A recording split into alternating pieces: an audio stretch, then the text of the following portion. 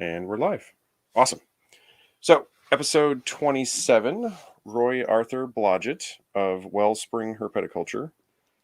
I put in the Facebook description and like the little episode description that, the little bird pops up, that the way you keep, I said something to the effect of like on another level or something.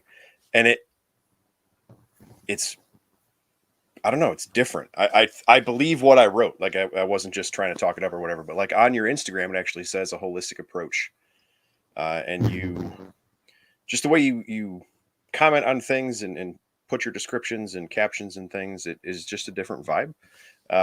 And right before I hit the live button, we were just talking about the fact that quite a few folks had commented and shared and stuff that you were going to be coming on. So I think it's really cool that how you do what it is you are doing is clearly resonating with people. And you, in your own description, say that because of the way you keep things, it kind of forces you to keep a smaller collection, which I thought was really unique because you are sort of by choice and sort of by necessity keeping less animals than most folks that are like popular, quote unquote, whatever you want to call it. But still having a really big effect, obviously, across kind of the social media of herpetoculture, which I thought was really interesting.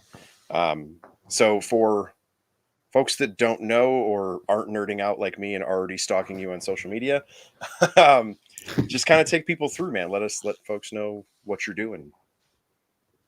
Yeah. Thanks for having me. That's kind of where to start.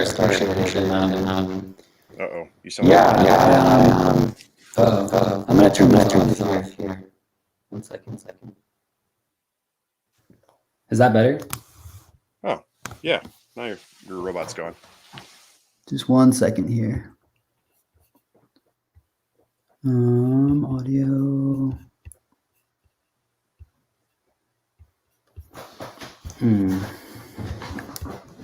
One moment here. I don't know what's happening with my audio. It was there. Good.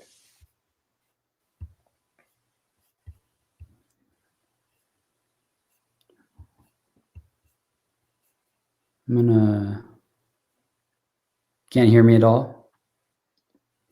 I can hear you just fine. Can you hear me, Bill?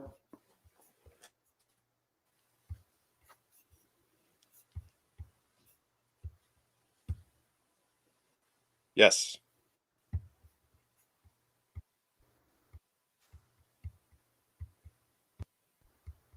Can you hear me? Yep. Okay. All right. Well, I don't know what happened there with the audio, but something was weird there. But anyway. No, you're good, man. So starting off, yeah, I was, as a teenager, I kept herps, and I kept a lot of kind of unique stuff. I was really into neotropical colubrids. That was kind of my passion. But I also kept some lizards, and I kind of did the Noah's Ark approach with herpetoculture at that stage. And then some major life changes happened. I had to part ways with my whole collection, and I had about 10 years away from herpetoculture. And oh, wow. Okay. Was really focused on kind of developing more ecological literacy about the place where I live and what I call home, which is Northern California. And so I spent a lot of time field herping and getting to know wild animals and wild places. And at some point or another, I started to get the itch again to start keeping herps. I was in a more stable place, and I immediately had this sense that I wanted to do it really differently than the way I did before. And I wanted to like kind of have limitations built in from the start, because I know the way in which it's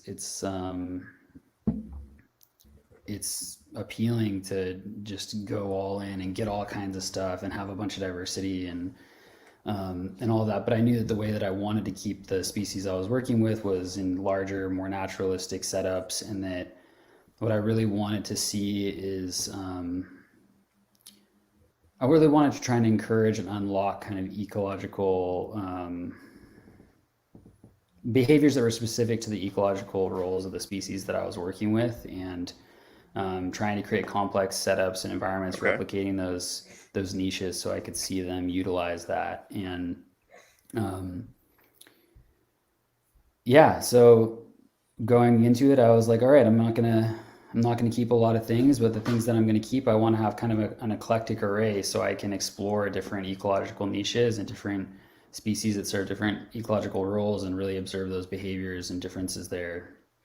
And that's kind of what's guided my approach this time around. And yeah, so I'm working with a handful of species. On the snake side, I have Spilotes sulphureus is my kind of main focus. It's a really important species to me. And then I also keep the Xenodon pulcher, the tricolor hognose snakes. Yeah. And then over on the lizard side, more topical for tonight, my main focus is the Polychrus marmoratus, the common monkey lizards, or monkey anoles as they're sometimes called. Yeah, this is super cool. And I also have more recently added Texas alligator lizards, Xenosaurus numanorum, the Newman's knob-scaled lizards, and then I have Uranoscodon superciliosus. They've got a bunch of different common names, sometimes moped iguana or diving lizard, and those actually live in a big biotope display with my Spilotes, which is a bit of a controversial thing. Maybe we can talk about that, but so yeah, I'd say in terms of lizards, the main focus so far has been the monkey lizards and really trying to figure out the quirks. That's a species that I've always liked and just thought was really beautiful and unusual, and never ever saw them available captive bred or born, and never saw anyone really working with them, and said, why isn't anyone doing that? I'm going to give this a go, and quickly realized that they're pretty tricky lizards, and right. have fortunately learned a bit more recently about how to get them established and breeding, and this is the second year in a row that I've bred them, and currently have eggs in the incubator, and another female due to drop a clutch pretty soon here. So hopefully I can get some more out there with other dedicated keepers to get those better established. That's cool. So now I kind of wondered, considering the species you keep, it's ooh, I hear me. You hear yourself here. How's that? Do you hear yourself now? Know. Can I hear me? No, not really. So you keep a lot of really weird stuff, or what most folks would think. Now, yeah, the enclosures you build are awesome. Do you Thanks. pick species? Now, did you know, I'm into sulphureus, so you like this certain part of the world. Now, did you pick species because you wanted to build this kind of biotope, or did you, well, this species is cool, and so then I will just build what it needs, like kind of chicken or egg thing? Like what drove you to those species? Because they're all pretty obscure. Yeah.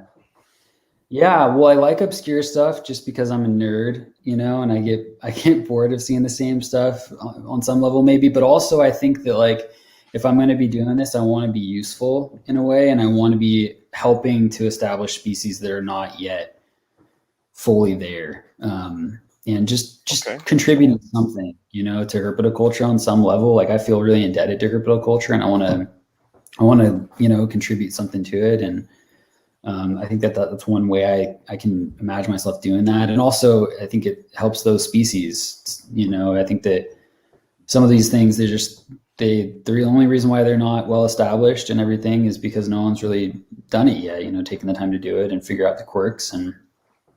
But in terms of like what I keep and how it came to be,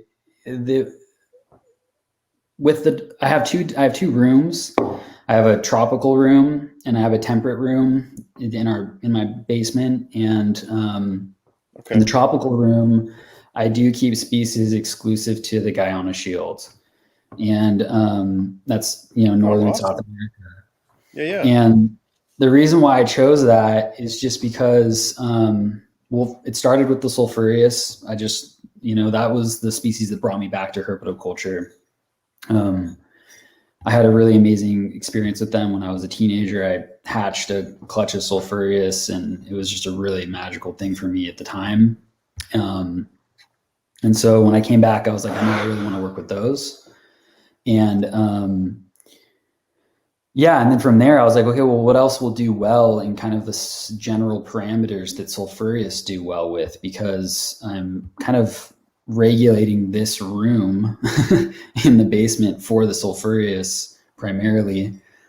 Um, and yeah, and so I started looking into other Guyana shield species, and the other thing about the Guyana shield is it's the last region really in South America that's consistently allowing export, and so bringing in bloodlines and stuff like that, finding species from that region is a little True. bit easier to find. And I also want to do it ethically. I don't want to be really dealing with smuggled animals and stuff like that, and so. Um, yeah, and so I focused on that, and then from there it was okay. What are the species that are just occupy ecological niches that interest me? And the monkey lizards were an immediate one. I think that I've always been attracted to arboreal species, and just visually, I think that those are really beautiful variable lizards. And then with the Uranoscodon, it was it was really their ecological niche that originally drew me to them. They're just such an unusual species, like these understory dwellers. And there's this amazing paper that I found on Google Scholar about them that basically describes their ecological niche as being a species that kind of follows the flood line in these flooded river systems of the Amazon, and they basically just pick off displaced insects right at the water line, and that's just what they do, is just travel along that That's water line, which awesome. it's so weird and unusual. And um, that kind of stuff really interests me as someone who's just a nature nerd. So That is a that's a very unique way to decide what you want to work with. Like I know quite a few of the folks that I have interviewed and spoken to all use Google Scholar. mhm. It is a wonderful resource. Um, it's pretty. That's kind of neat. I don't know. That's very different to choose something based specifically on a natural history aspect that you found through actual scholarly work. That's pretty cool.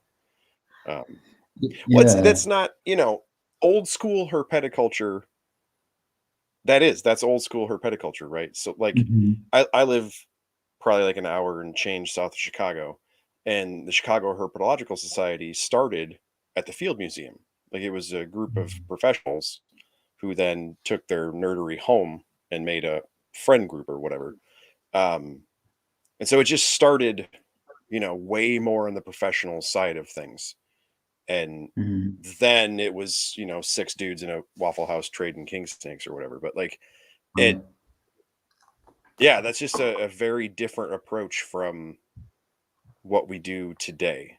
I think most of the people that heard you say that just now and were like, yeah, are probably our Mhm. parents' age. Yeah. They were like, I did that in a real Yeah. book, not in a Yeah. computer. Yeah. Yes. Um, that's awesome. I really like that.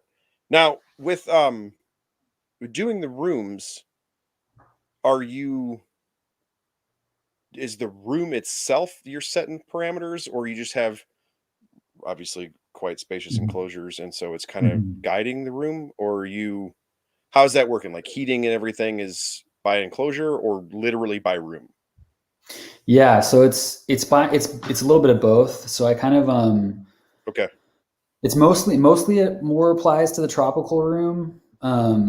although the temperate room, it's all species that are from kind of temperate or more temperate regions. And there's a little bit more diversity in that region. It's not just Guyana shield. There's stuff from Mexico. There's stuff from, Texas. There's stuff from the Grand Chaco down in South America in there. But generally speaking, like those regions actually have really similar conditions in terms of temperatures, different times of the year and stuff like that. And so that kind of, in some levels, that guides also, again, how I select the species I keep is like, okay, will this fit into the room? And do I have to kind of like, can I keep it appropriately in terms of the temperatures and everything?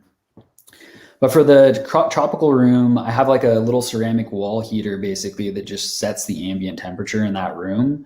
And so it never really drops below the low 70s, Okay. which is pretty consistent with that region of South America. It doesn't really get colder than that very much at all. And then I have supplemental lighting and heat, halogen bulbs and T5s and LEDs that fill it out. And those provide the kind of high-end hot spots and stuff like that for everything. So, and then the nice thing is because everything's from the same region, I have everything on the same misting schedule. So I have a Mist King, with nozzles going to all the Nice. tropical enclosures. And so it's the same misting schedule. It makes it really easy to just kind of like, okay, I'm controlling the climate. I'm replicating the wet season and the dry season in this whole room in the same way, and I don't have to kind of tweak too much. And then of course I do hand misting and stuff like that on top of that. But in some ways it kind of streamlines all the thinking that I have to do, I guess, in terms of cycling and everything. And I actually I've put together like a calendar, basically. It's like a weekly calendar for the whole year that tells me, okay, I'm adjusting lighting or misting or temperature by these increments, on a weekly basis. So I can kind of follow those rhythms. Now, what are you basing that on? Mostly on climate data and kind of average temperatures throughout the year. I mean, for the Guyana shields, it's like the temperature fluctuates very little. And, in the photo period, of course, barely at all because they're right on the equator. But the rainfall changes drastically throughout the year. And so that's the main thing that I'm variable that I'm playing with in that room is how much I'm misting and the kind of ambient humidity that I'm trying to create in that room. And then for the temperate species, I'm adjusting more photo period and kind of following, like I'm basically taking an average of the different places that those species are from and adjusting that photo period.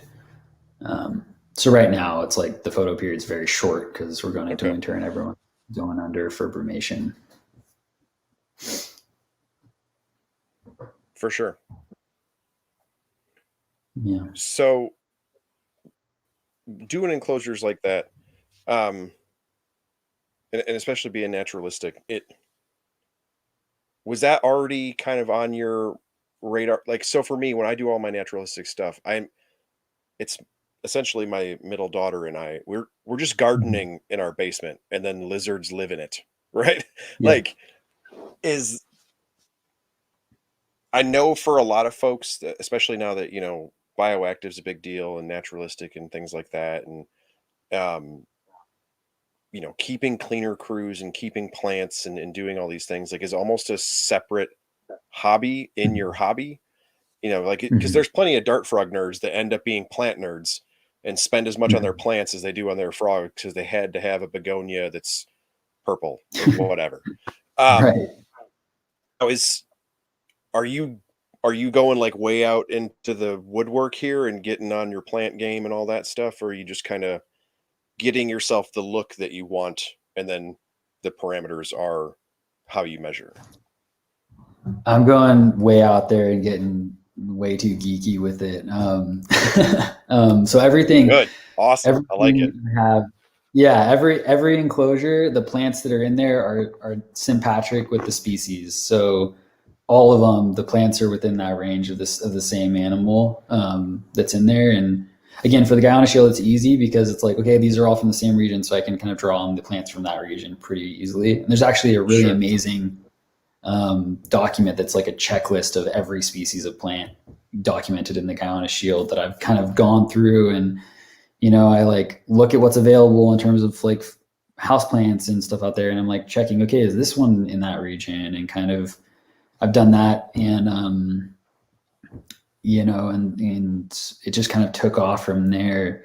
So I have gotten pretty geeky into the plants, and some of the plants that I have down there are somewhat kind of more obscure, rare things. There's nothing like super valuable or expensive or anything like that. It's all like easily attainable, but I try to have like a nice diversity of plants. And part of the reason for that too is like, I think it actually, the animals will interact with the plants in different ways. Like the snakes are always like checking out new leaves as they're forming, and they're really fragrant, and I have some anthuriums that actually produce berries that the monkey lizards eat, which I didn't know that they were going to eat these berries. Really? They eat the berries like immediately. As soon as they're ripe, they're these beautiful red berries, and the monkey lizards eat them. And at first I was kind of like, oh, I hope that those aren't toxic, because I've heard mixed things about different species of anthuriums, but the lizards eat them and they're fine. They're the healthiest monkey lizards I've seen, so I'm trying not to mess with it. And so that's also such a cool thing. It's like, I wasn't expecting them to eat these berries that were forming. I just came in one day and I noticed that all these red berries were like gone. And I was like, oh, what ate those? And at first I thought it was maybe the isopods. But then to test it out, I took a cutting of that same plant that was growing in with the spilotes and put it in with the monkey lizards, and then went right over to it and ate it right in front of me. And I was like, okay, that's who's eating the berries. So little things like that, I just love to see. And, with the spilotes too, it's like, I had been keeping them initially when I first got back into keeping in 2018. I did move them right into a planted vivarium, but it wasn't with species specific to their range. And then later on, I added species. I switched everything around and I added species native to their range, and particularly some big bromeliads that I mounted up in the branches. And the two female sulfurious I have were originally wild caught, and I noticed like immediately, like within like a day of putting these bromeliads in, I noticed that the females would go around to all the bromeliads and check them for water, and that's where they would primarily get their water and drink, is out of the axil of the bromeliad. And I was like, that's amazing. That's super cool. I wouldn't have known that that's what they were going to go for, and I would see them mist, drink when I mist and stuff like that, but they were not drinking out of a water bowl, but they'll drink out of a bromeliad right away. So I love seeing like little behaviors like that emerge that you wouldn't otherwise know are there. Yeah. That's super. That's amazing. Yeah. That's amazing. Oh, I can hear me. Audio. I don't know what that's doing, but it's all good. So have you, like, with the temperate stuff, have you seen a lot of the same thing? Like, have you seen plants starting to make a major difference? Because you're one of the, and I've heard you, or read, I guess, not heard, but different posts and things that you've made, that you've had a lot of very noticeable interactions using native plant life with your species. And the only other people I ever see that consistently talk about those things are dart frog keepers. Have you noticed things like that in the temperate environment as well, or is it just tropical stuff that is really keying into things? Or I think the tropical stuff, I definitely notice it a lot more, but it's funny. I have noticed a little bit with the alligator lizards. I added some plants in there, and particularly this one aloe plant. And for whatever reason, I don't know why it is, but the lizards love that plant, and they spend most of their time on it or near it. And it's not like providing any sort of food for them or any Really? They're not using it as a hide or anything. It's just like they like hang out. They hang out with it. It's like their house plant. It's kind of funny to see, but I don't notice as much with with the temperate species with the plants. But I will also say it's actually a lot harder to find the plants for the temperate species, and so I don't have nearly as much diversity of plant life in those vivariums as I'd like. I'm finding more, and I'm like trying to sprout grasses and stuff native to those ranges from seed, and mostly failing at it, doing the best I can. But yeah, I'm not sure if it's just a lack of diversity thing or if it's what it is, but it makes sense. I think that the tropical species, because there's probably a dozen species of plants in each of those vivariums, at least in some cases more, and so there's a lot more for them to interact with. Right. Yeah, the only grass I have succeeded with, I totally stole from Ryan McVeigh, and it's ryegrass, and it Oh grows yeah. really well, but it's really breakable. And Mm. so,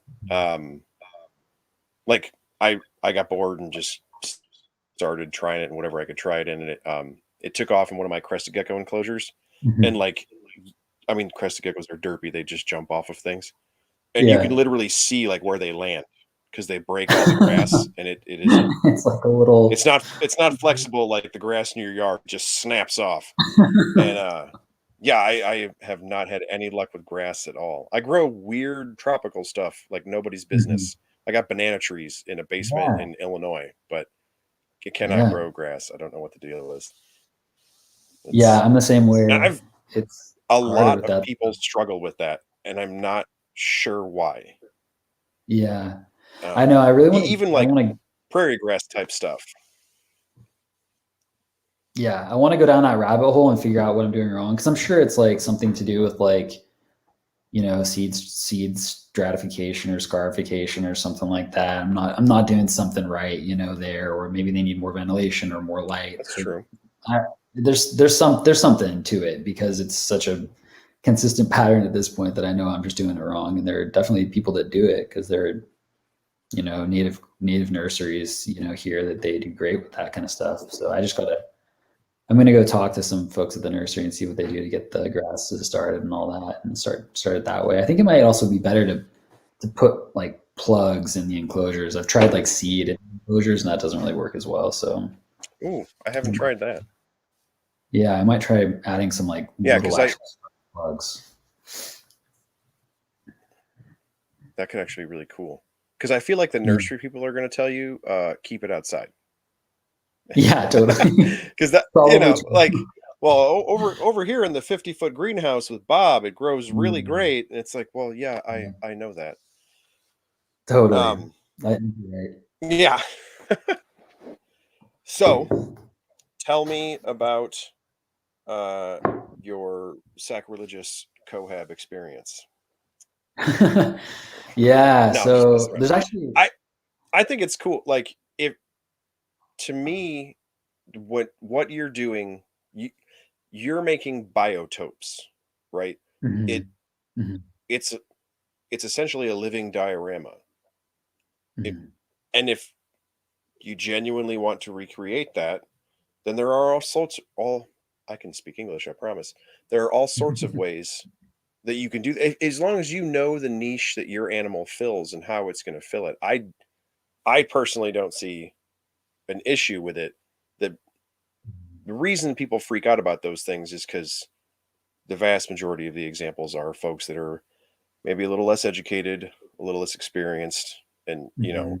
clearly put predator prey species, make Yeah. some very obvious mistakes that those of us that are just scrolling through the ether on social media can just, it's a quick point out, like, that's not going to work, and then we just Totally. move on. Um, I, this is not that. So, Mhm. um, I think it's very interesting, and I know there are folks that want to hear about it. So, yeah, man, let's Mhm. dig in. Yeah, I guess I mean I've always, being a kid, growing up in the '90s, reading like Philippe de Vosgely books, he would talk about some mixed species displays, and I was really lucky to attend the Herpeton conference, the one that happened before all the Yeah. COVID matters, and Cool. that was like the year I got back into herpetoculture, and I was like, oh, this event's happening. I want to go to this to like get my feet wet and figure out what's going on in this scene, and it was like it was so fun to get to see all these amazing lectures. But he actually gave one on mixed species displays, um, and I've always thought like it's totally doable if you're doing it mindfully, and yeah, and with like regard for the different roles and kind of niches that the species occupy within the vivarium. And so with the spilotes, it was like I have them in an 8 foot by 3 foot by 6 foot vivarium, so it's a big space. And I was like, maybe it'd be cool to put some like dart frogs in here, or something like that. But I also had so many isopods and so much microfauna being generated by this machine of an enclosure that I was like, I'd love it if something was in there to keep those things in check. So like I'd love a lizard in there. And so I actually tried feeding the spilotes frozen thawed lizards a few times with no interest from them at all. Just to get a gauge of like, okay, how are these snakes going to eat a lizard if I put it in there? And knowing that like there's very little stuff you can find out there about studies on their diet, but there are a couple references to them eating reptiles. And so I wanted to be cautious and tried lizard reptile links, no interest. And so eventually I had this one Uranoscodon, and she was doing okay, but she was in kind of a space where I felt like she maybe would benefit from a larger amount of room to move around.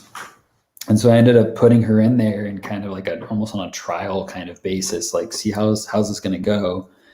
And I noticed an improvement in her immediately. Like within a week, she was way more alert and active, eating way better, eating in front of me, whereas before she was super nervous around me, wouldn't eat in front of me. And I noticed the snakes had no interest in her whatsoever. I had even seen them like smell her as they're cruising around, tongue flick her directly, and just keep cruising like, oh, this is a weird branch. Whoa. And she would just kind of, do this, just like, Yeah. okay, I'm a branch. I'm a weird branch, and that kind of also was like, okay, is this going to work? I don't want her to be constantly getting stressed out about the movement of these snakes. But one thing that established itself right away is that this is a 6 foot tall vivarium, and Uranoscodon are an understory dwelling species, and they actually don't like a lot of light. And so she hangs out in the lower half of the vivarium 90% of the time, and the snakes hang out in the upper half of the vivarium 90% of the time. And so they actually, though they're both in the same space, they occupy like different strata in the vivarium to the point where their overlap is very minimal. And I think that's part of what makes it work. And then I also I forgot to mention I have you a pair of also have a box big enough to create an understory. totally. That makes a difference. Folks, Yeah. I don't think people put enough emphasis on that. Like Yeah. I just did an 8 by, that's actually probably pretty close. It's 8 by 6 or 7 by 3 for a green iguana, and Mm-hmm. I don't feel like it's anywhere near tall enough. And Mm-hmm. he doesn't leave the fake tree. And when he leaves the Yeah. fake tree, he leaves it to full on dive bomb into the water Yeah. and then goes right back up. Like Mm-hmm. it's a very similar idea. Like, Sulfurious and the animals like them. Like, this is a Mm-hmm. fully arboreal animal made to be way Yeah. up in the air. Like, this is their jam. Yeah. Yeah. And I don't think folks realize what a difference truly large enclosures can make even in the behaviors of animals without Oh yeah. the other species being present. Just the Yeah. fact that those animals have that space in and of itself changes how they respond to being in a captive environment. Yeah. It's a So it's a it's yeah, huge thing. it's a drastic difference. Yeah, those snakes. I had those snakes. I had a pair of them in a 4x6x2, which is by most standards a really big enclosure. And this 8x3x6, it's literally 3 times the volume. And the Hmm. difference in their behavior in that with having that 3 times the volume is remarkable. They're so much more relaxed and comfortable around me. They're always out basking and visible. They're rarely hiding. Even though they have like hides where they can get in there and be completely concealed, they'd rather be out basking. And because they have enough space, they feel safe doing that, even with the naked food monkey in the room. Um, Right. Well, and and volume is a good way to describe that because yeah, there's a handful of people live in the chat right now, but for folks that are also listening to this later on as an episode, um, I strongly encourage them to check out your Instagram. The way that your enclosures are built is utilizing top to bottom space, side to side space, and front mhm, to back space. And yeah, so, especially when you're talking about big, fast moving, arboreal, like these mhm, animals are made to be able to cover space. They're in and of themselves are quite large just naturally.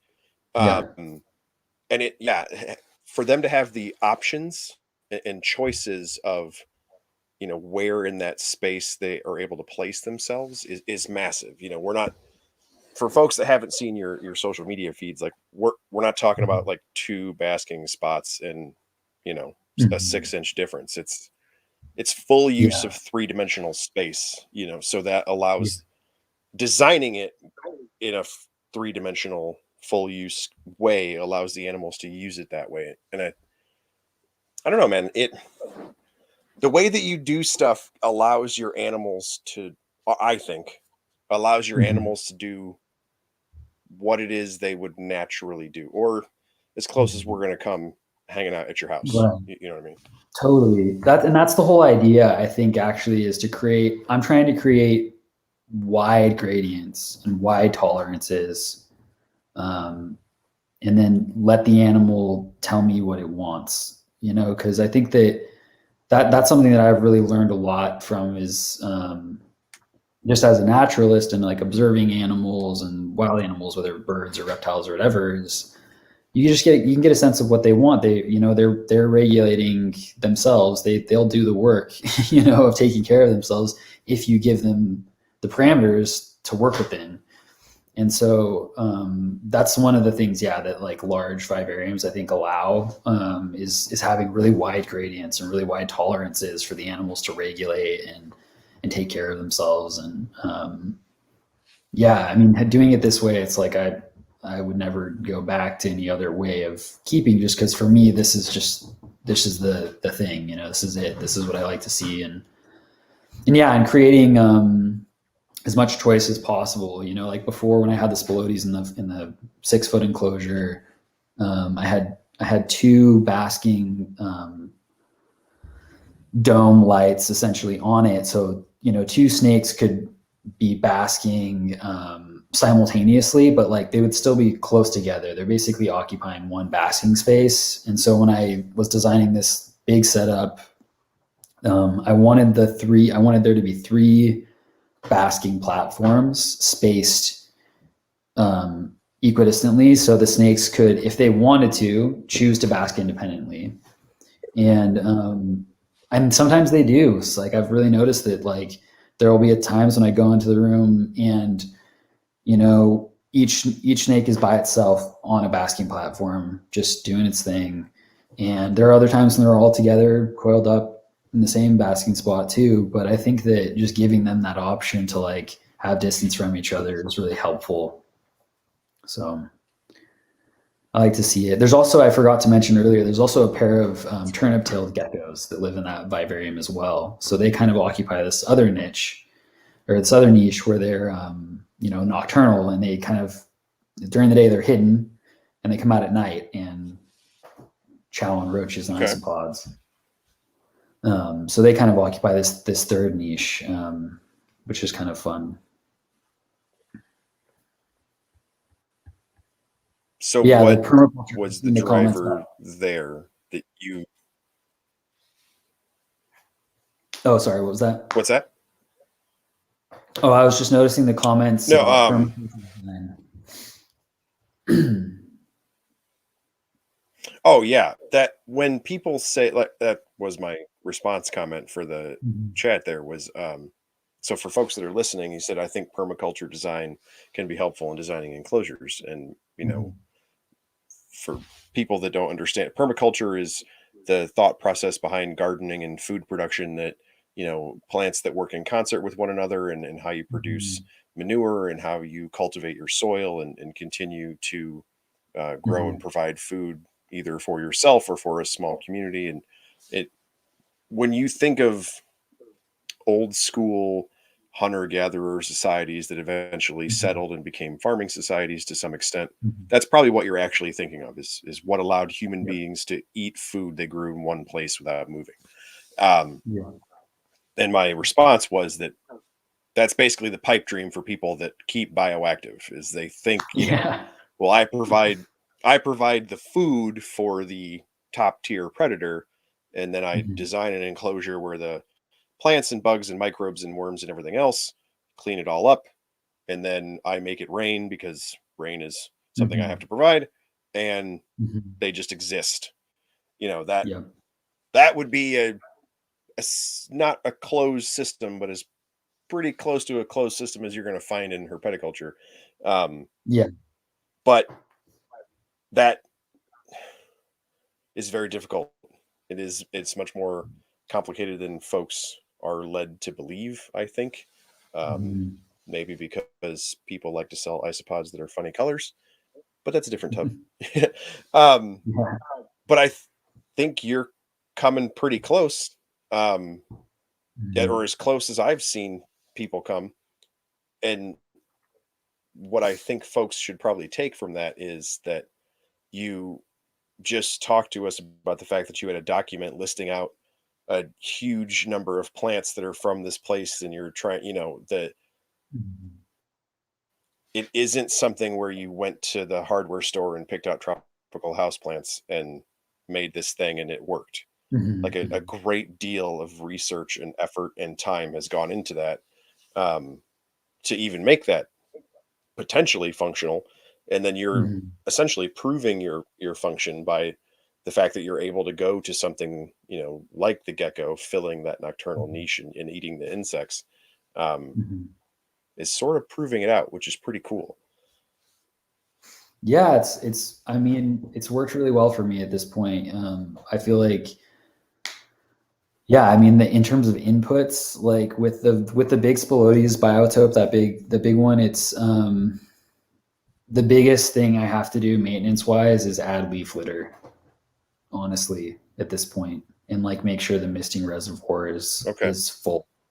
I don't actually remove poop from the snakes at this point. I did initially in the first 6 months or so of that vivarium starting up, but it's actually not necessary at this stage. There's so much microfauna in that soil at this point that literally I can till the soil a little bit over the scat, and it's gone. Like it just becomes soil, um, and I mean, that's amazing to me because I didn't ever expect it to be. I didn't expect to get there with that vivarium. I figured I'd still have to do a lot of spot cleaning and stuff like that. But really, the biggest struggle is that like this thing will. It's like an engine at this point. The soil in that vivarium is so alive that it just goes through leaf litter. I have to like put in bags of leaf litter, every month or something because it's just getting cycled in, and it's Well, you provided got it's a to lot of think though. I mean, hundreds of pounds of soil. you are, but I mean, you created a forest.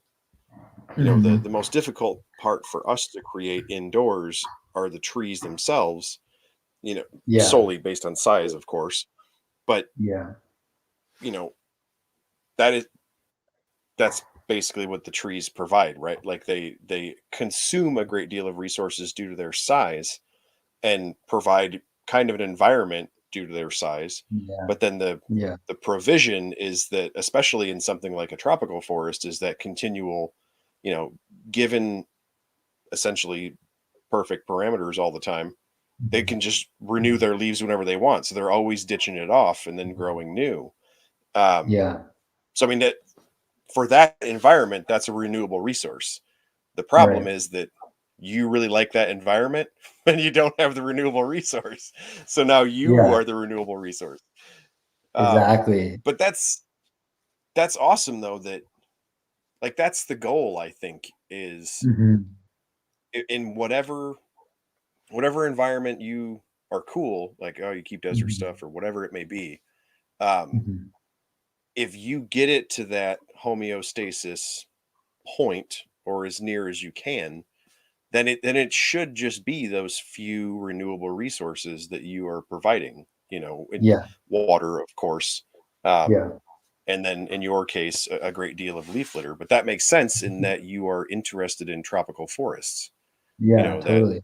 that perfectly vibes. Um, are you having good luck with the plants themselves, like growth and things like that, given the fact that you have a good crew in there, or how is that going? Yeah. I mean, the plants are going at this point. They're off to the races. I mean, I'm actually gonna start propagating based from cuttings, basically, because I have so many plants at this point. Like they're producing such a volume of plants that I have to prune to like actually still have the look and everything that I want. And Very cool. so I'm going to be propagating and probably selling cuttings and stuff like that too, and quarantining them, Awesome. sanitizing, them, and then selling them. But just to pay for feeders or something, because I'm like, some of these are plants that are actually really cool plants that people want, and For um, sure.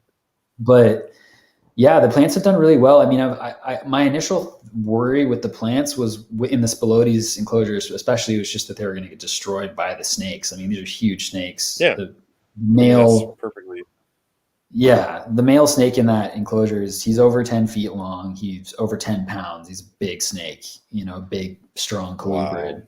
And it's amazing. Like the way that I kind of structured everything was I harvested manzanita branches from the land that I live on. And I kind of made like a framework of manzanita branches Man, so all that the you snakes Western could kind people of with your cool access. stuff. I know. So the snakes could have access everywhere in the enclosure from those branches. And then I kind of, when I was adding the plants, I was positioning them specifically so that they would kind of grow in the shelter of those branches. So if the snakes were climbing, they weren't going to climb directly on the plant. They were going to be mostly putting their weight on those branches and not crushing the plants beneath them. And that's worked really well. I mean, they'll occasionally crush something, but the plants are also big and vigorous at this point. They're like, if it gets crushed, it just like grows a new leaf the next day, and um, it works Very just cool. fine. Yeah, and then with the monkey lizards, it's the plants are just really going wild in there because they don't get abused nearly as much by the monkey lizards as by the spilotes. Sure. Yeah. um, No, that makes perfect sense. yeah, With the geckos, yeah, um, was that like it kind of worked once? I want to see if I can do it again, or like, I mean, were you yeah, just interested in filling another unique niche? yeah. Given I mean, you have the space, obviously. Yeah, it was just a curiosity. It was mostly curiosity. Yeah, just like, would this work to add geckos into the mix that are nocturnal, they're not going to be in competition with those other species during the day, and they're going to have free reign of this zone at night. And yeah, just curiosity and see if it would work. And so far, it's been great.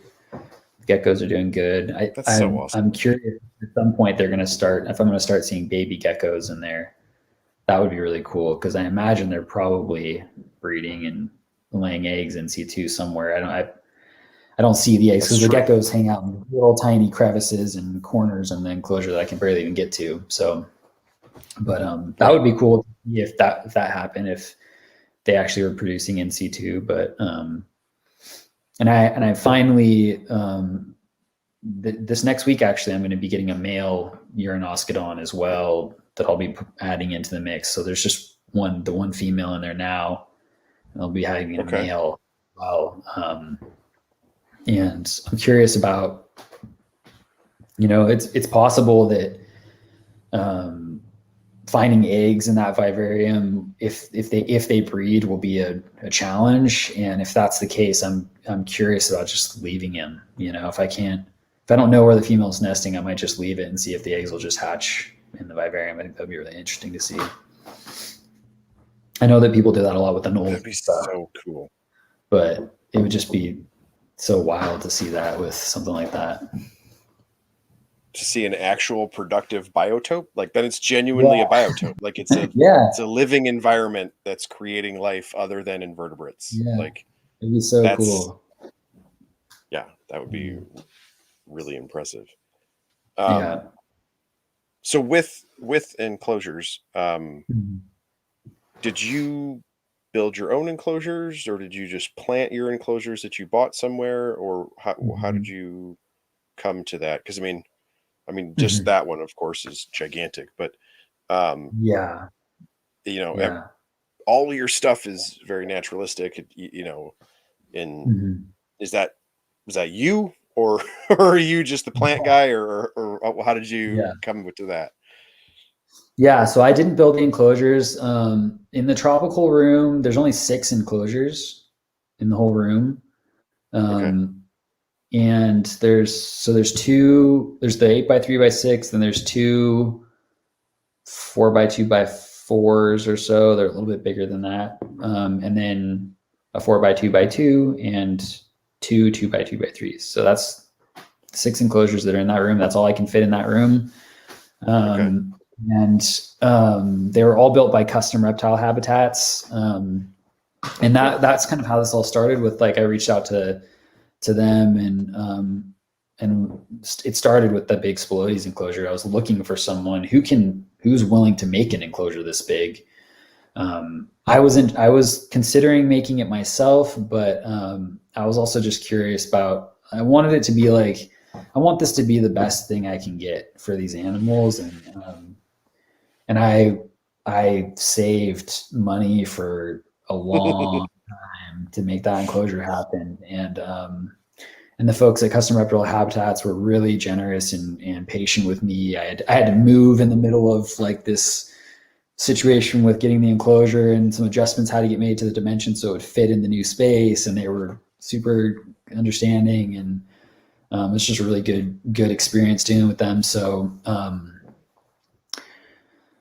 and so, but the whole idea again is just like, I want to give them the best, and just like, it's kind of like buy the best and only cry once, is like something my dad used to say to me when I was a kid, like, you can buy the best you can and just, like, take care of what you have. And so that was kind of the approach I took with the enclosure, was like, I want to get something really good that'll last. And then I do all the kind of interior design, so to speak, of the enclosure. So I add in the rock backgrounds, which is, I use, like, universal rocks material and their ledges, and kind of do lots of with silicone and rock oxides, and then I harvest branches from the land here, and get all the plants. Usually I get the plants as little tiny cuttings or little seedlings and propagate them, grow them up so they're big enough for the vivariums to add them in. Very cool. Yeah. So it's a process, but I really love the process of vivarium design too. Just like, how can I make this as effective as possible and make it so that the animals can utilize the space as much as possible? It's like, that's one of the reasons why I really like that universal rocks material, is that, like, the monkey lizards can climb on it, And so that, those three walls that are wrapped in that rock material, they can access every inch of that climbing on it, and it just creates for a lot more usable space. And again, like you said earlier, it's about like thinking about the volume and really making all of that volume usable for the animal is something I really try to do to maximize the use of the space. And so I use lots of branches and lots of plants to do that. And again, to help to try and create those gradients of like some places are, kind of deep shade in the enclosure where there's lots of plants and foliage and there's no UV at all. And then they can get up into spots where they can get really nice high UV readings and bask if they want to. But Okay. yeah. That's cool. Yeah. And with cleanup crew and all of that kind of thing, are you also a cleanup crew nerd, or do you just isopods are isopods and bugs are bugs? Mostly the latter. I'm not a super big cleanup crew nerd. It's just like throwing some springtails, throwing some isopods. I actually I collected a bunch of native isopods and cultured those like for generations and generations. I have just hundreds of them now, and have added those into a lot of the vivariums. I've even added them into those tropical vivariums, and they do great. They're doing great in there. I don't even know what species they are, but there's also, I have bought like dwarf whites and powder blues. But I haven't gotten into like the fancy isopods at all. It's not really something that interests me. It's more my interest in them is more kind of almost like utilitarian. It's like you guys have a role in this ecosystem, this little approximation of an ecosystem in my basement. And but I do breed feeder insects for the lizards, and like I breed 2 species of stick insect for the monkey lizards. Cool. And roaches and such, and those are actually the stick insects are really cool, especially they're really interesting creatures. And but I try not to get too attached to them because I know that they're going to get eaten by lizards in the end. True. Yes. What drove you to that? Is that based off their specific diet, or just you were interested in that? Or well, okay, so yeah, it started with wild caught monkey lizards, or can be finicky eaters to start, I've noticed. And okay. I noticed that one thing I love to do is I go on iNaturalist and I subscribe to all of the genera that I work with. And so anytime someone posts an observation on iNaturalist of that species or genus, I see it. And I check iNaturalist every day with my morning coffee and like look at observations. And so I've looked at every single polycrest observation on iNaturalist. And one thing I noticed is that in a few of these observations, there's this little monkey lizard and it's eating a stick insect the same size as the lizard. Whoa. And I'm like, whoa, that's a huge prey item for that little lizard, and it's just sitting there with this thing sticking out of its mouth. And then I started thinking, and I'm like, actually that really makes sense, because these are slow sit and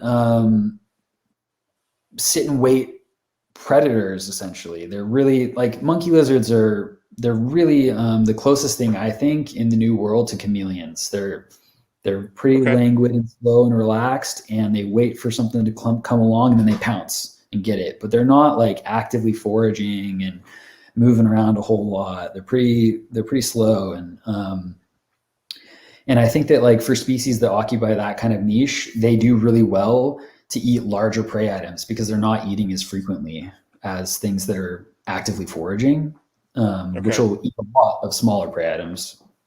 And so it's like the same thing with the helmeted iguanas. If you look on iNaturalist, you'll see pictures of those guys with huge insects in their mouth. And it's like, how can they even eat that thing? And it's like, well, it's the only thing they eat. They ate that week probably, And so I started looking around. I was like, can I find stick insects? I found someone who was producing stick insects, bought some. I'm technically not supposed to have them where I live, but we'll just pretend that that's not the case. And they're very simple to keep. I keep them in. Nobody listens to this. It's fine. It's great. Yeah. You don't work in law enforcement, do you, Bill? Nope, not today. Anyway, yeah. So I keep them in this like the Zoom Ed ReptiBreeze screen enclosures, Okay. and they eat bramble and oak leaves, and we have Oh, okay. acres of invasive Himalayan blackberry in my backyard, and so twice a week I go out there and I cut fresh blackberry and stick it in a mason jar with some water in there, and they eat that, and they produce like wild. There's hundreds of stick insects in there now. It took about 6 Really? months for them to be established and start really producing, but now they're really producing. And Wow. and the first time I offered one of those to the monkey lizards, it was like a lightning bolt moment. That lizard saw it, and it just, the feeding response was unlike anything I'd ever seen, and they kind of like, I've also fed them praying mantids a few times as well, and they know what they're doing. Like when they grab a praying mantid, they grab it so that the forelegs of the mantid are immobilized, so it can't fight back, and they're like really strategic with the way that they pounce on it, and it's really cool to watch. So Wow. yeah, I really love watching them hunt those, and I don't think that they have necessarily a super high value as a feeder in terms of like they're hard to gut load. Like you can't gut load, get a whole bunch of carotenoids necessarily into a phasmid because they just eat blackberry leaves. But it's a great supplemental feeder and great for enrichment, and so the lizards love them. Wow. That's awesome. That's Yeah. really cool. So there you go, Eric. I just saw it in the chat that Eric Haycraft was asking how to keep stick insects. That's super cool. Oh yeah. Yeah, Eric, we can talk about it anytime. It's easy. I can send you something. Yeah, all you West Coast guys got guys out there doing grasshoppers and all kinds of stuff. Yeah, the grasshoppers, I've been tempted to do those too, but the amount of heat that they need is really discouraging to me because it's such an energy suck, and the other True. thing is that they need space because you need to be able to rear the juveniles in a separate space than the adults, otherwise the adults trample them apparently. So the Right. phasmids are super delicate with each other. They don't smash each other. I don't think they're necessarily as meaty and high value as a feeder as the grasshoppers, but they suit my needs pretty well. Right. Yeah. That's so cool. Yeah. That's awesome. So, kind of staying on the enclosure thought process here, Yeah. um, Yeah. and considering, I mean, just the depth and breadth of the environment that you're creating here, what are you using for lighting in that? Mm-hmm. So for lighting I use a combination of things. I use halogens for heat, for infrared essentially, and I also have supplementally. I have deep heat projectors, but Oh, cool. they basically never turn on the deep heat projectors because they're on a dimming thermostat, and they only come on if it drops below a certain ambient in the room, which it rarely does. Occasionally Okay. at night, maybe. But then, so the halogens are the primary heat, and then I use Arcadia linear T5s and Arcadia Jungle Dawn LED bars, which just produce a ton of light. Those are the main things I use for the tropical species, and Very cool. that works really well so far. I think that I do see some limitations in having the three separate. Like I try to create like areas where all three types of light overlap at least to some extent, which is hard to do with three separate fixtures. And the reason why I do that is because I think that Okay. particularly monkey lizards select basking sites primarily based on light intensity, and the LEDs vastly outperform the T5s and the halogens in terms of just the brightness and intensity of the light. And so I've had concerns like, are they getting enough of the UV and enough of the Sure. heat if they're just hanging out under the LED. But I haven't had any issues in terms of like UV or calcium under provision or anything like that with them. So I think it's what I'm doing is working, but it does make me really curious about the new LED UV technology, is that you actually get to pair those things. I think that's a really cool potential benefit to those. I'd like to try those at some point, but haven't done it yet. I use some of those. They're pretty impressive, man. It's it's a different vibe. So I really like things like Arcadia because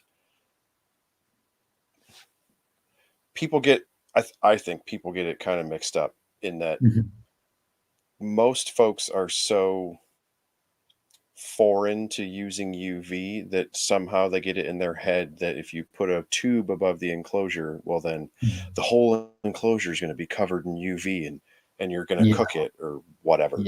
But that comes to enclosure design and making shade and all the things that we were talking about, you know, using that volume and allowing the animal choices. Doing the LED thing starts to make it a whole different vibe, because then you're talking about a literal basking spot, right? So like I have one set up on some of my boa constrictors where they have, you know, a plant light in across the front top. There's a basking section, and then I have an actual basking area that is just a UV LED. And they're very selective about when they use it. But that's also a pretty specific kind of animal, right? Like, I mean, it's bigger, it's utilizing climbing structures in its habitat, but it's also like a full-size red tail. It's a big animal. It just, it changes how you have to think about enclosure design, because it's an actual basking spot. When you know, I want this animal to have UV here, and then it needs to be an animal that, you know, through your experience of keeping it, is going to seek that out if they need it. You know, like a lot of folks are more in the chameleon side of things, where you have, you know, keep it at certain levels and height makes a difference. You don't blast them, and they got to get enough, because you know that those animals are actively seeking it out. And a lot of the really, you know, high desert type of species, well, full blast sun all the time is full blast heat and full blast UV. That's why you never see them. They're underneath rocks. So if your idea would work, because you're full Arcadia across the top and just blast them, well, that's what they're built for, right? Whereas if you went to the UV and then, you know, this rock is UV blasted and this rock is heat blasted, and the entire enclosure is super bright because it's a desert, well, then that animal might not understand where it's at. It gets way into the weeds of animal behavior and then the natural history of these places. I don't know. I like both, but it's because I have a variety of animals. I think, I mean, obviously what you're doing works, but just given the animals that you're keeping in the environment that they're from, I think that makes a lot of sense. I think that because you actually created the understory.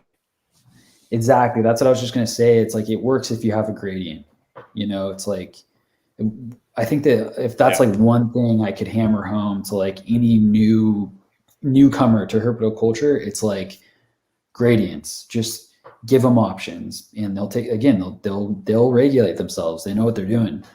And provided, you know, there are caveats to that and limitations to that and everything. But I think that, it works because there's this linear UV that goes across most of the enclosure, but there are also parts of that enclosure, you know, not even far from the bulb, just a few inches from the bulb, where it's literally a 0 UVI. You know, I have a solar meter that I've checked everything just to make sure that, like, how are my readings looking here? Are they getting enough? Are they getting too much? And it's totally doable to do it that way. It's just, you got to be mindful of it, and you got to give the animal the option to regulate and move away from it. So For sure. it seems like I've been really happy with it. I think honestly, one of the major the other thing is like, because there are arboreal species, I think of like like a vertical temperature gradient as well. Like the upper, third of those enclosures is way warmer than that lower third, or that lower half. Sure.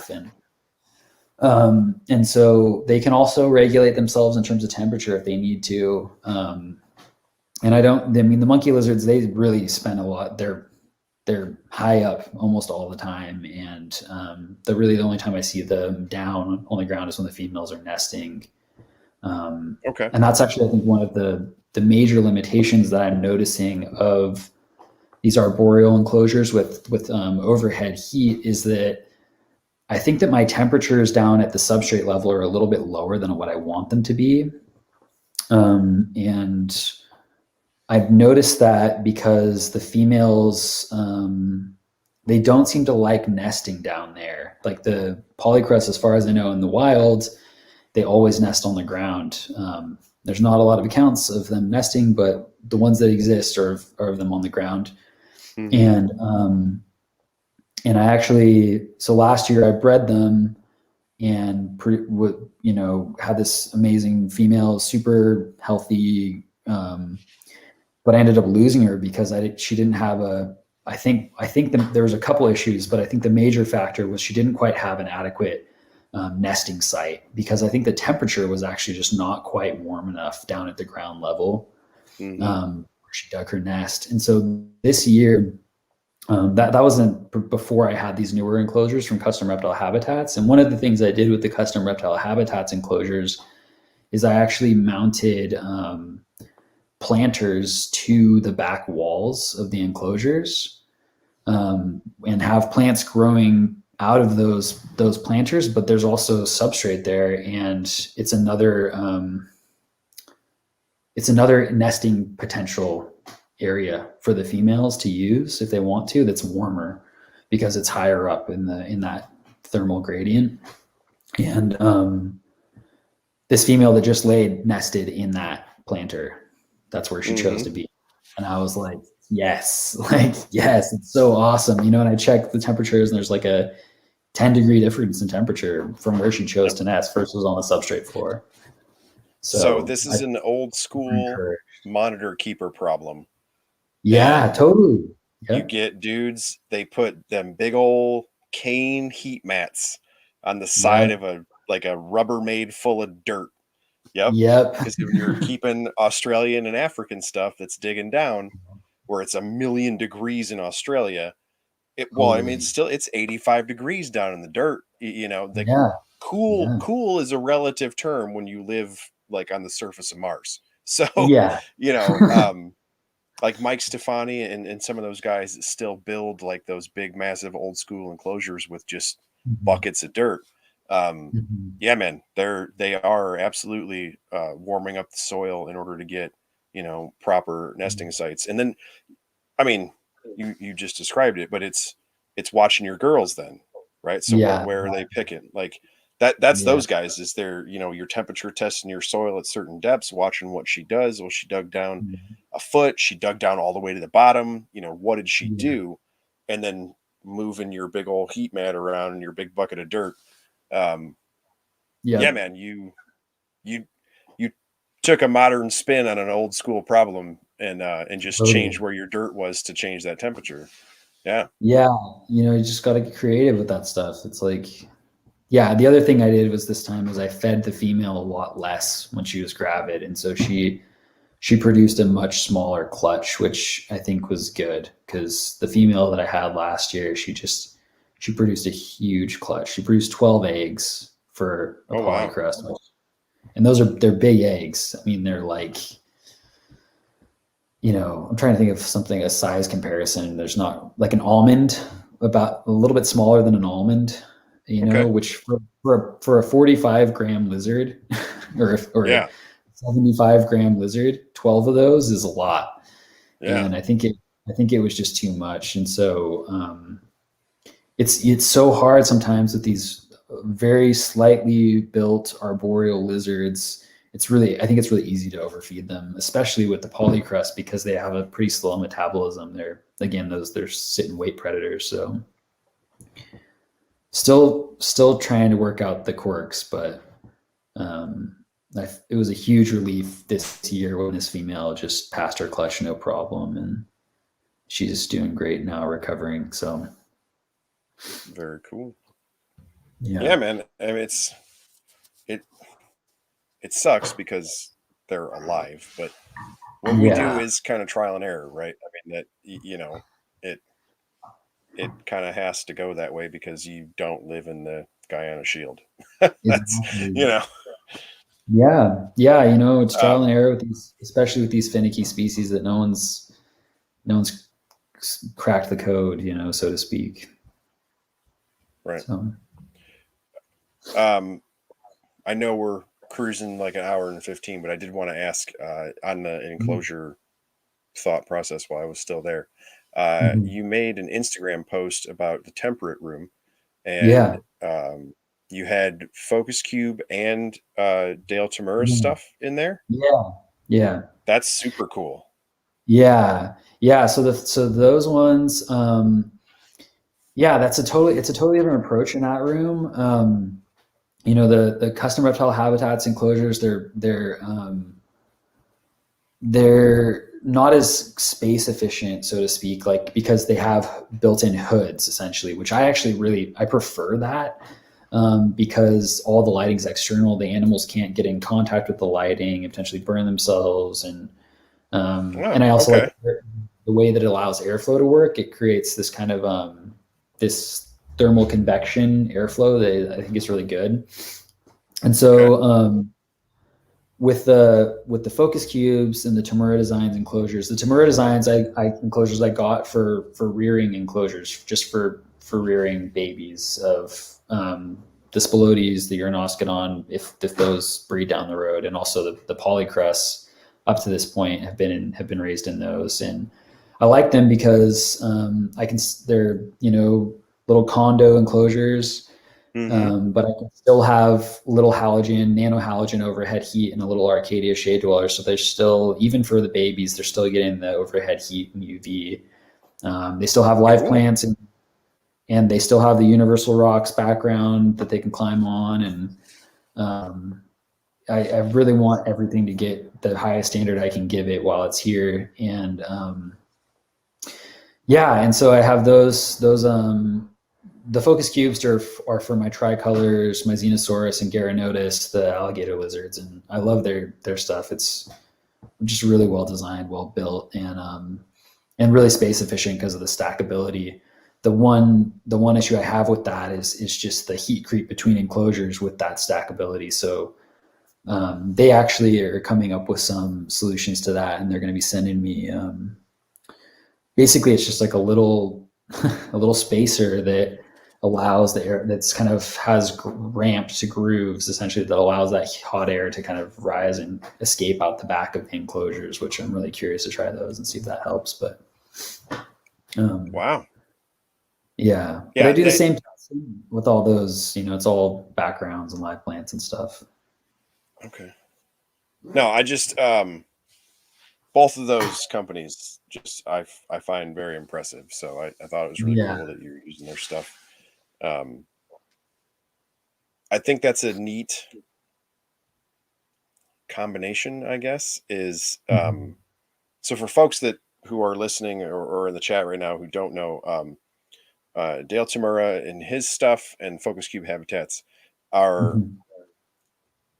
just, I don't know, like engineering nerds that are Mhm. also into reptiles.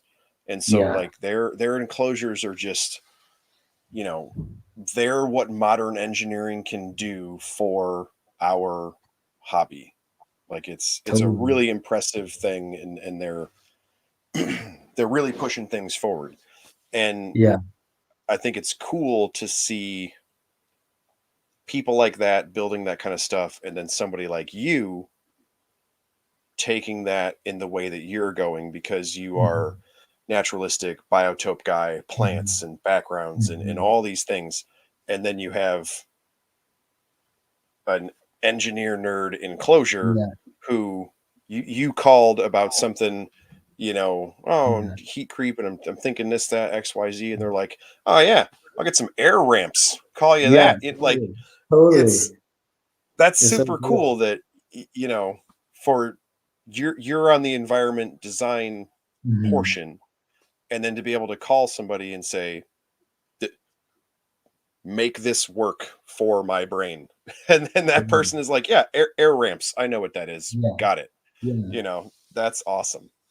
Yeah, I love that too. It's so cool. It's so cool to see the improvements that are happening in enclosures. It's like, it's like on some level, it's like, okay, you're building a PVC box, but like it's a PVC box that's going to be a lot better if you understand how ventilation works, and if you like and if it's Yeah. over engineered, PVC box, the animals can really benefit from that. And it's cool to see people taking it to the next level. And yeah, I'm really really happy with all the enclosures that I've gotten over the last few years, getting back into things. And I'm pretty much like done at this point. Like I'm out of space with where I'm at, which is kind of, again, like how I designed it initially. Was like, okay, I'm going to set my limits at this, and this is how many enclosures I can fit in this room, and this is how many I can fit in that room. And when they're full, they're full. Um, and so I'm right about there right now. And in some ways it's kind of exciting because now I just get to like geek out over the little tiny details and little tweaks here and there. And as herpetoculture people were like tinkerers, and that's like my happy Yep. place, is going down and just, I'm gonna prune in here, and like I'm gonna feed that guy, he Yep. looks hungry. I just love doing that. So that's my therapy. Looking at your posts and reading what how you caption them, and when you're, I saw this or this happened and things like that. Mhm. And then hearing you talk tonight is, um you sound like my wife when we were doing reef tanks of, hey, did you know what this crab in this rock did yesterday? And it's like, what? Like, because Yeah. it's this tank is what I have a 34-gallon Mhm. square or whatever. And then you make an environment in there, and you're basically just environmental support after that Yeah. of, you're providing things, and the coral grows, and they just do what they do. You not are not really involved. Yeah. And then the fun part is watching an environment, and Totally. this snail had a crab neighbor or whatever. And then Mhm. when I see your posts and the things that you talk about, it's, well, these fill this niche and understory. And then I Mhm. was doing that and set it up this way. And then, tonight when, well, I got nocturnal geckos because I didn't have a nighttime thing. And then, you're, Mhm. you're just watching the parts of the neighborhood as it just goes about Guyana shield life. Totally. That's super cool. I'm very Yeah, I love impressed with doing it. that.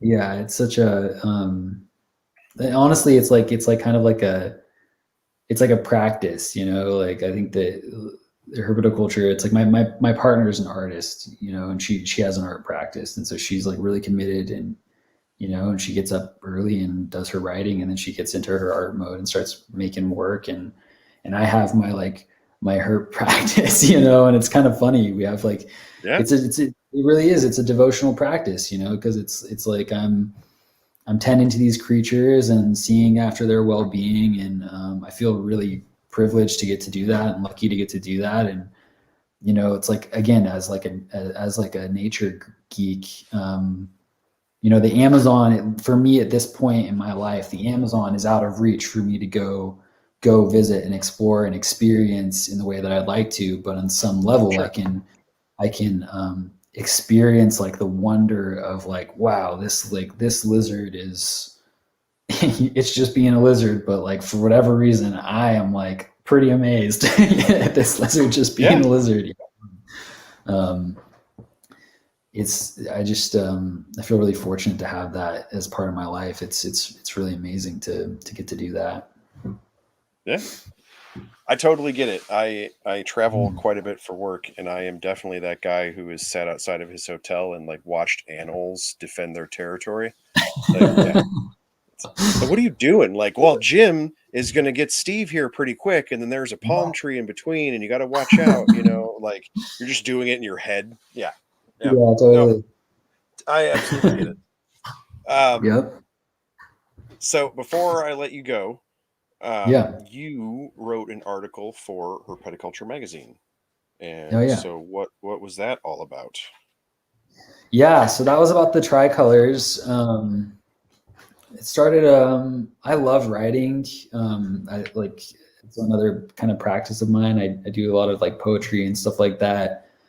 Cool. And but I also really like writing articles, and I love reading articles and geeking out. Um, and again, like I said earlier, like I want to contribute something while I'm here to herpetoculture, and so I love putting out whatever I'm learning and getting feedback.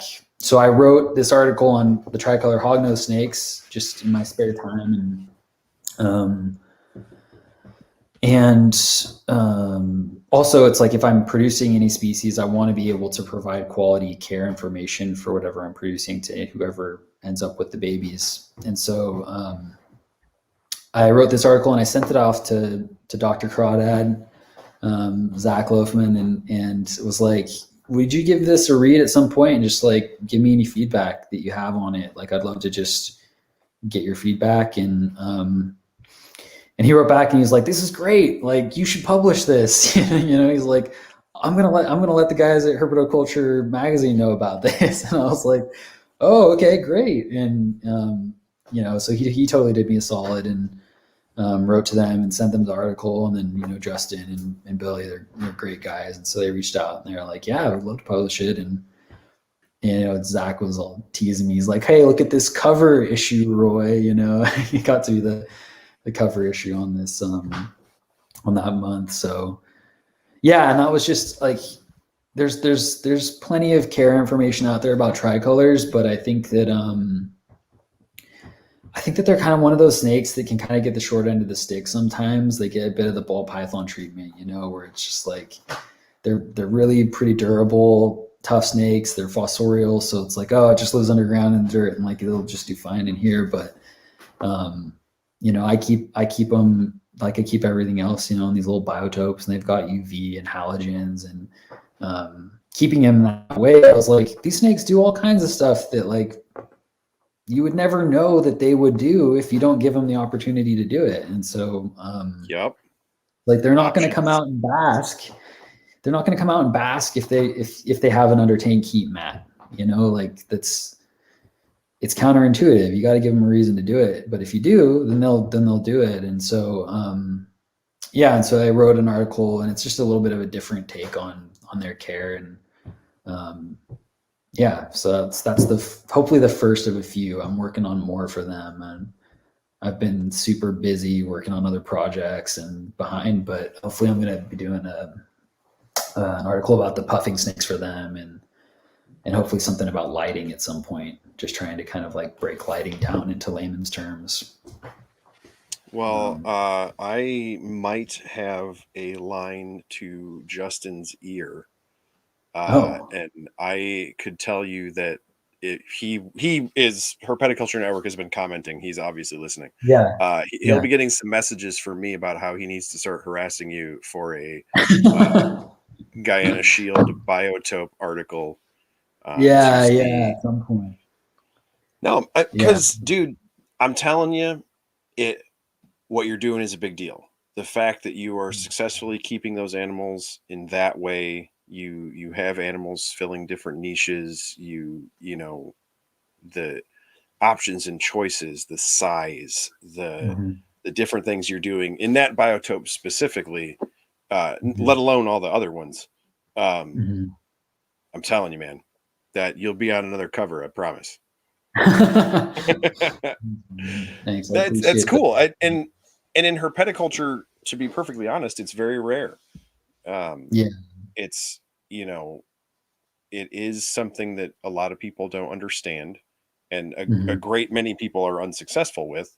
Yeah. But I think that almost entirely it's because they lack the depth of knowledge that you already display, and Mhm. then just the it's size. It's Yeah. we keep things much smaller Mhm. than, honestly, essentially out of necessity and also out of Yeah, cost, because that's something totally. that a lot of folks would probably like. I'm a fan of all of the different brands that you use. I use several of them. I Mhm. All of the stuff that we discussed tonight would have to roll together a lot of pennies. So Totally, it's one of those things where if totally. you aren't adequately prepared, then you probably won't get the results that you want. You obviously Yeah. were more than prepared, um, Yeah. and got the positive results. That speaks for Mhm. themselves. Yeah, I think that's like such a huge part of that for me was like having that hiatus away, having that 10 years off, like it gave me a lot of perspective because when I was a teenager, I wasn't, like, part of the thing, it's like I'm a teenager and the only money I had, to go into these setups was money Sure. that I made from breeding bearded dragons and breeding this or that, whatever I had. And I still like tried to give them really super naturalistic setups and stuff, but this was back, before bioactive was even really a term in like mainstream use. But like I had the experience of like exceeding my own limitations, and like keeping too much and like getting spread thin. And there's something a friend of mine says, he's like, if you spread the butter too thin, you break the bread, and it's just about like knowing your limits. And I think Yeah. so I really had that in mind when I came back 10 years later and was like, okay, I'm going to go slowly. I'm going to slowly build up to what I can do. And also like I don't make a lot of money or anything like that. Like I barely make any money right now, because I do freelance stuff, and it's just been like slow saving, and like slowly putting things together. And hopefully getting to the point where like if those animals are producing, they'll kind of like help to pay for themselves. And Sure. that's kind of my goal really with in terms of like producing and stuff like that. It's like I'd love it if it could be kind of its own little self-sustaining thing, or at least close to that. Yeah. um, but I think that's actually one of the most valuable lessons I think a person can learn from herpetoculture is just like learning your limits, learning what you can do. And like it's totally okay to like, make cut certain corners and make certain sacrifices. And there's also a point at which it's like there's definitely a point of diminishing returns in that in terms of enjoyment too that you get from what you keep. And Absolutely. uh, and so I think that having enough like, perspective and experience to know those limits is really helpful. And the best way to do it, I think, with newcomers is just like really encouraging people to go slow, because we all know the snowball momentum effect of once you start keeping herps, it's like, oh, Yep. there's so many cool things out there, I want it all. And that's a really cool thing. Yep. But I still experience that, but I think I try to like align myself with other people who are keeping cool stuff that I wish I could keep, because I'm like, all right, I'm going to enjoy it when you have success with that stuff, and celebrate, these Yeah. other guys doing awesome stuff. So I can't do it all. I just do what I'm For doing. sure. And especially, the way things are now with we have made huge leaps forward in the tech of our Oh stuff, yeah. in It's that such a huge difference. if you were able to make the initial money investment, you could get Mhm. the Noah's Ark thing all decked out right now. And Yeah. all of the lights and heat and clothes, all of these things are available to us. Click the button and ships to your house. Yeah. And so it does make it easier for us to go full tilt Noah's Ark.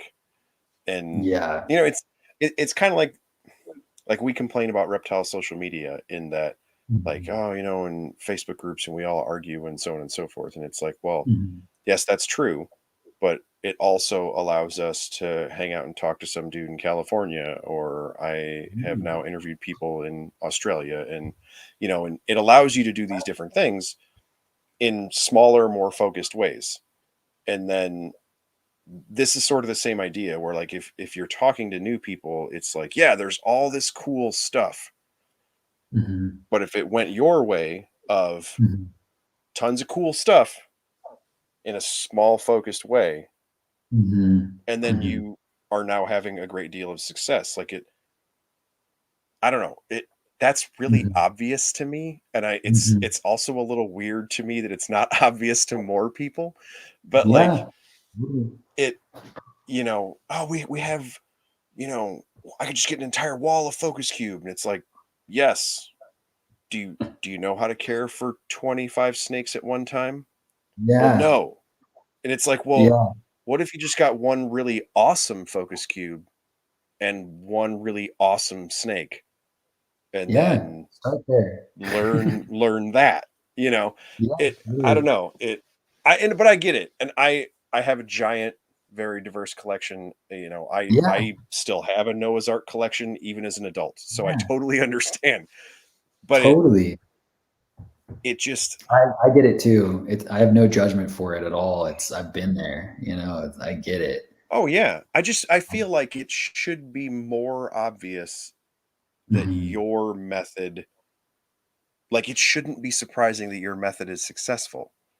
Like, Right. I set my limits. Mhm. I got the best stuff that I could. I only do these animals, Mhm. and it's awesome. And Yeah. then everybody's like, "Hey, did you hear about that dude? He does this super weird stuff, and it's really awesome." And it's like, Yeah. that's not weird. That makes perfect logical sense. We're all weird because we don't do that. Like, Totally. But it's hard, man. It's like there's just so again, it's like it's just the options. There's just so many options, true. and it's Yeah. it's I get it. It's like that. Sometimes I see species and I'm like, oh, like that is so cool. I'd love to work with that someday. But the other thing I think about is like, I'm probably going to be keeping herps for a long time, or at least I'd like to.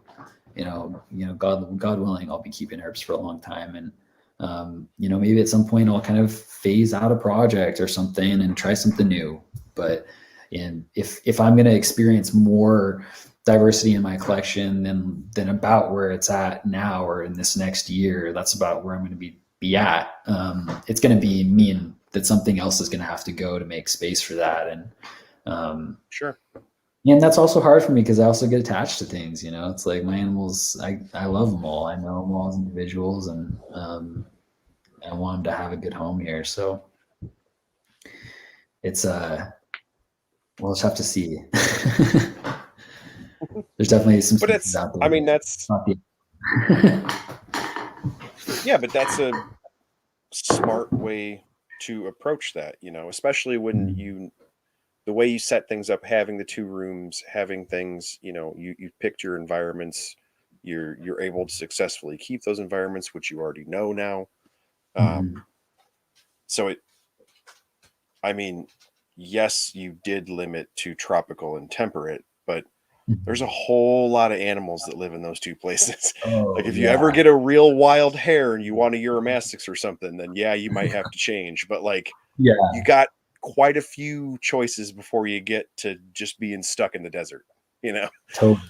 Yeah, yeah, yeah. And there are species that it's like, oh man, I would love like a Baronia, for example. I would love to work with a Baronia. I love those lizards, but I'm also like, I could probably fit him into the tropical room and it could work, but like if I really was gonna do it the way I wanted to do it, I would have to be like, no, I'm gonna have a cloud forest room.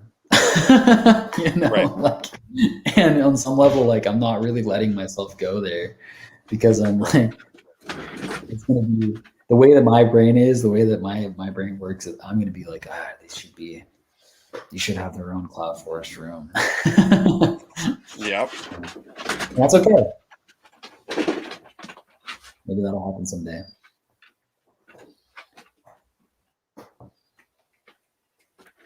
Anyway, there's a 140-pound dog just barreling around behind the laptop. That's what all that's of what that that was. is. Sorry. Yeah. I thought it was a wild boar. He's decided that it's bedtime. So, Nice. which is perfect because we're at like an hour and 40. Yeah. So where can folks find you to check out all the stuff I've been talking about this entire time? Yeah, As I so you can find reference your me. Instagram constantly. Yeah. So I'm on Instagram at Wellspring Herp. And I have a Facebook, just my personal Facebook's where Arthur Blodgett. I'm pretty much the only reason why I'm even on social media is because of the reptile community, pretty much. So feel free to reach out on there. I'm always stoked to talk about herps. I also have a Facebook page for Wellspring Herpetoculture and a website for Wellspring at wellspringherpetoculture.com. It's got some articles and blogs and stuff like that, and a little bit about kind of like my commitments and what I do. So Very yeah, cool. always open to chatting with folks if people want to reach out. And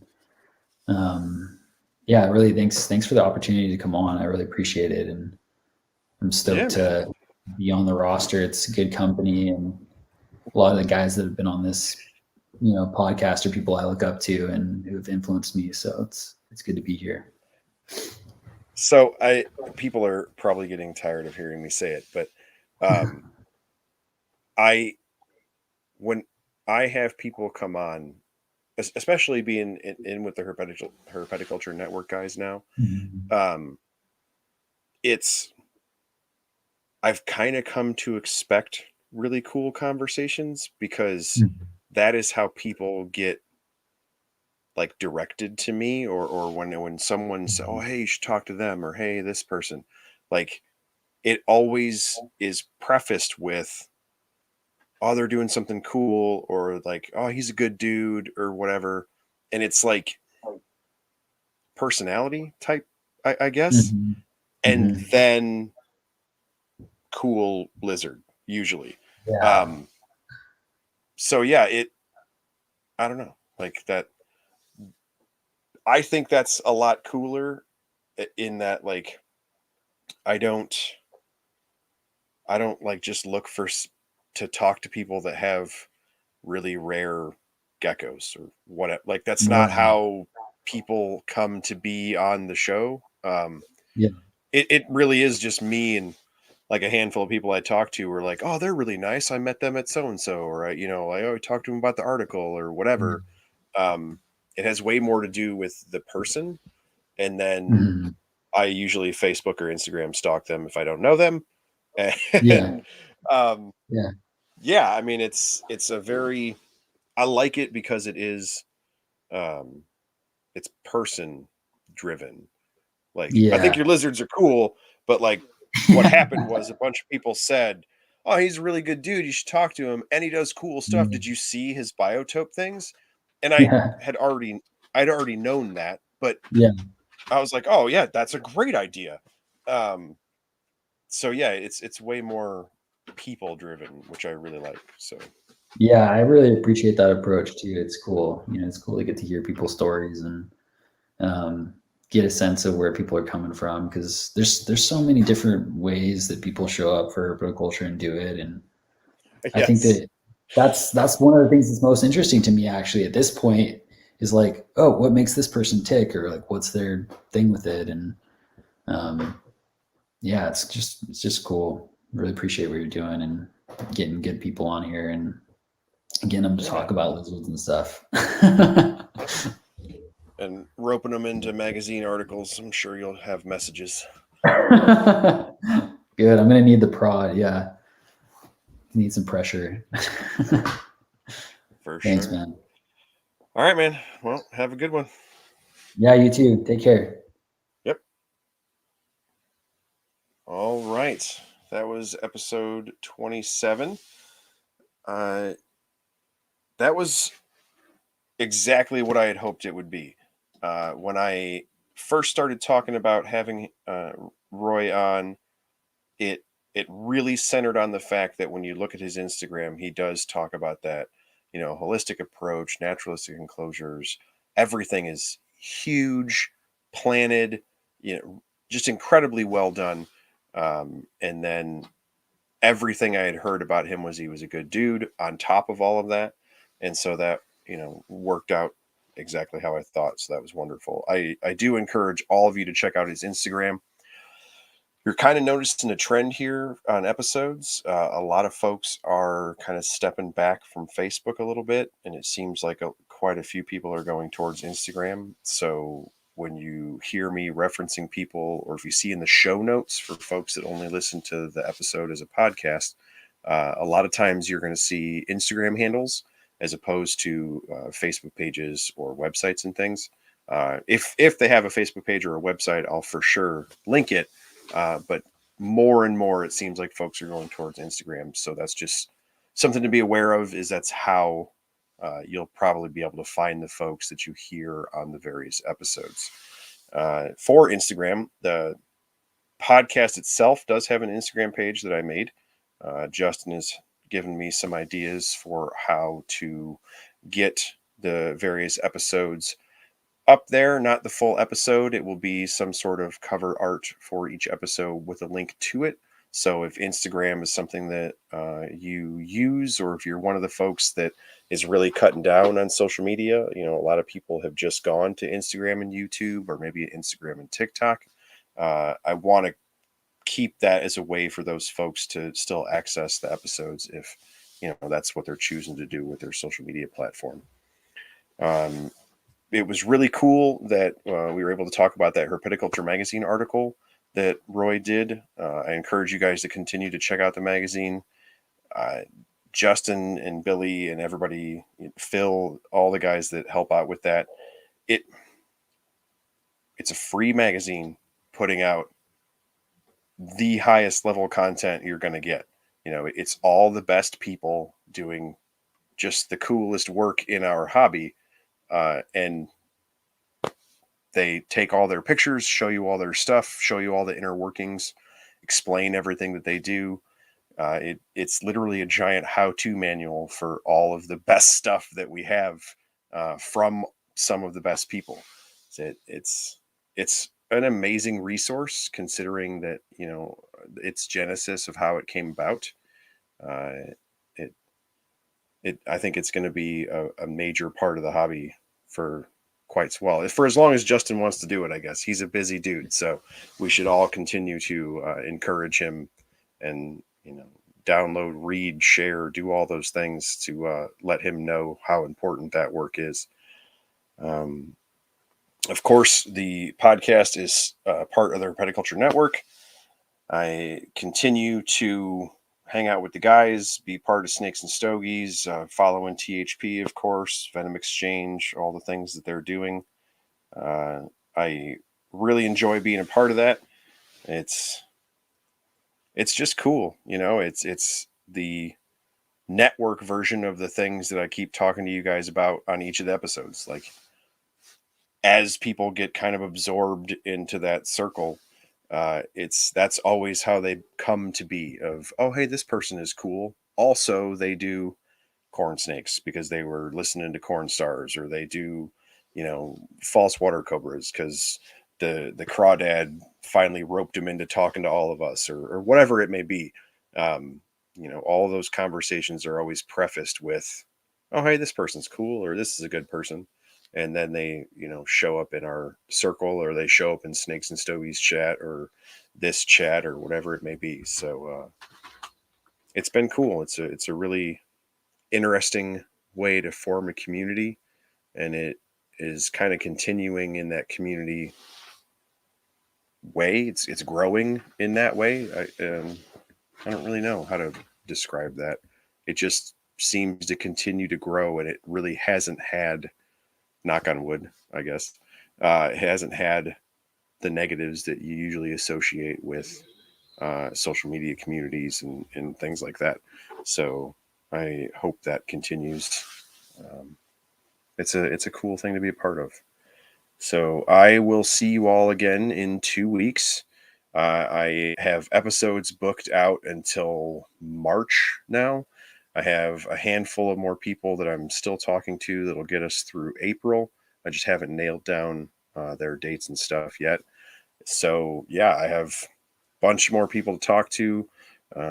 There are a few folks who I have talked to in the past who have since posted new projects and updates. So I have this summer, I would like to kind of start revisiting with folks that were in the first year of Lizard Brain, and then talk about the things that they've updated and different directions some things took. Some folks got new animals, things like that. So just kind of an update of the folks that have already talked to us. I think that'd be really cool. And then we still have to circle back with some folks that we got more into the weeds talking about them and a little bit less about the animals. So, Joe Hupp is going to come back and talk to us about Australian geckos. He and I were messaging. Philip Leitz, we need to talk about Xenogama still. Some of the folks that had more diverse collections that we weren't able to quite get all the way down the list in a timely manner.